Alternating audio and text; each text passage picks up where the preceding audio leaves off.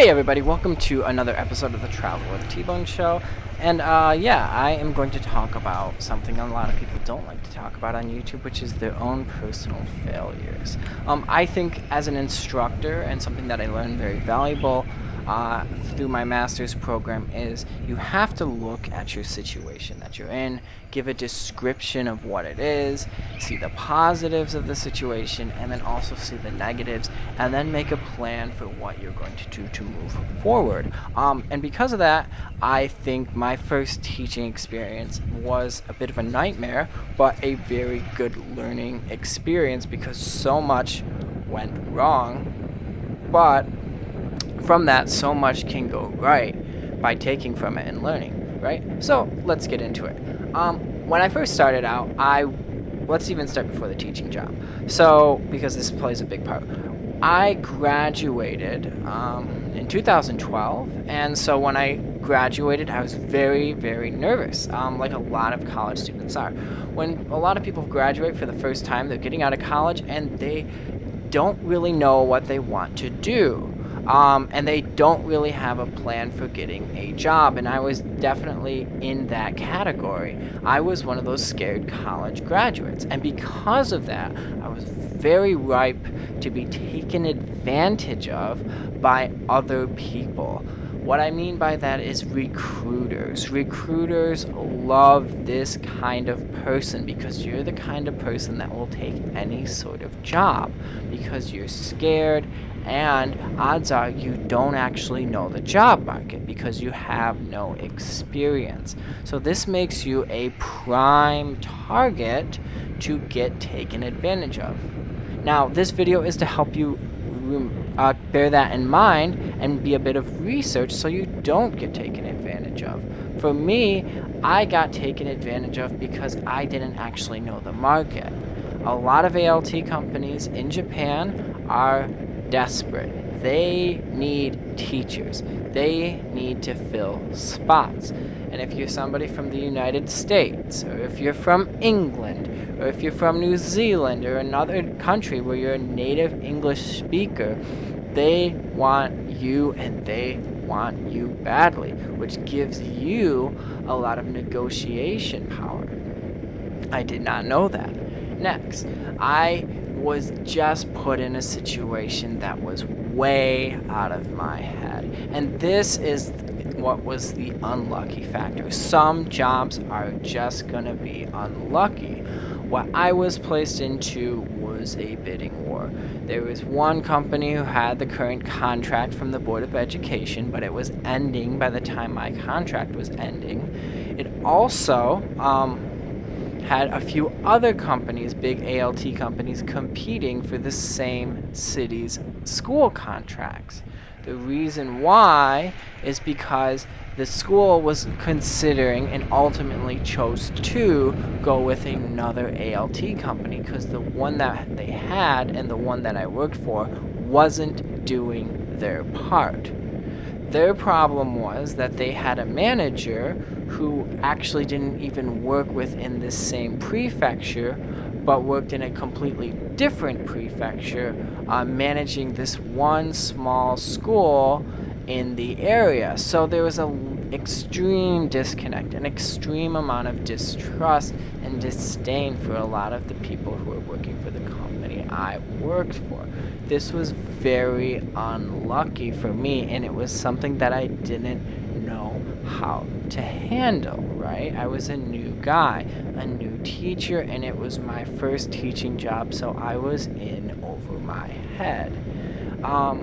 How I got to that situation was because I made mistake number one. I took the first job that was available to me. I was really scared. I was very nervous. I didn't really know what I was getting into, but because I felt I needed a job, I took the job as a way to start and gain experience. Now, that's not a bad thing necessarily if the job isn't really bad. Now, the next mistake I did is I let someone else choose where I would live, right? Now, this I think is an absolutely just terrible mistake I made.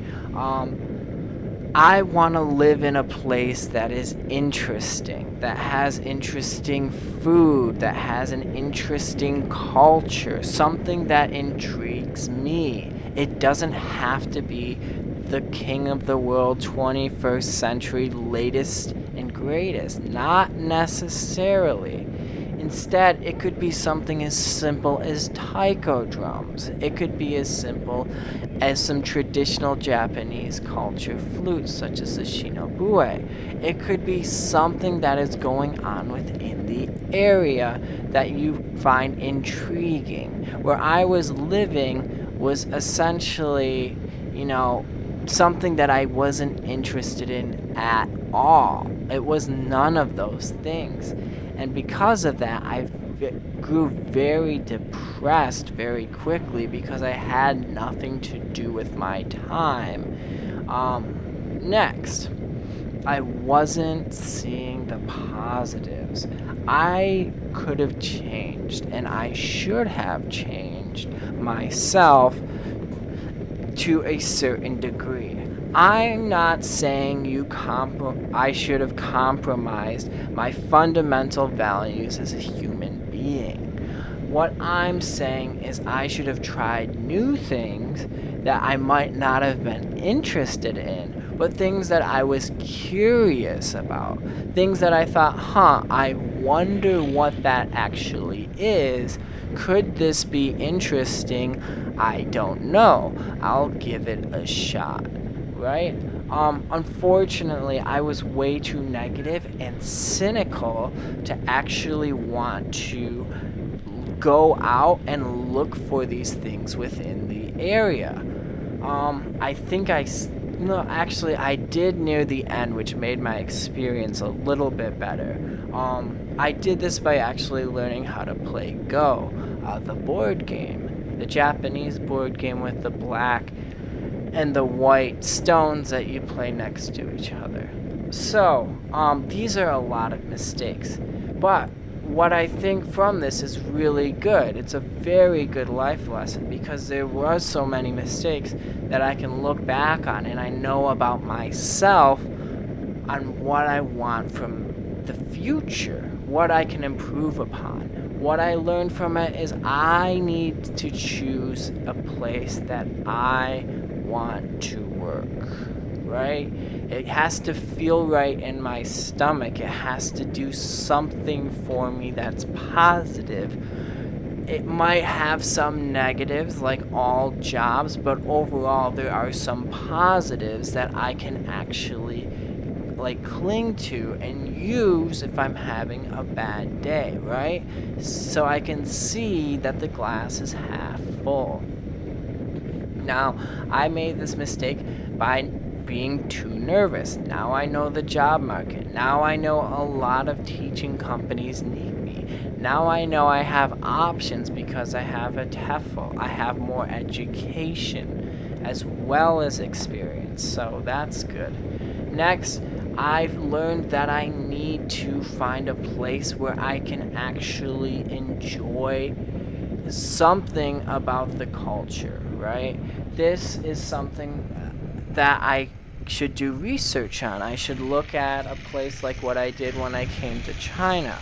I looked at Foshan City. I was living in Foshan because Foshan has the lion dancing. It's the home of Bruce Lee. It has stuff that I thought was intriguing about the city, and so I chose that job because it seemed like a good place to live.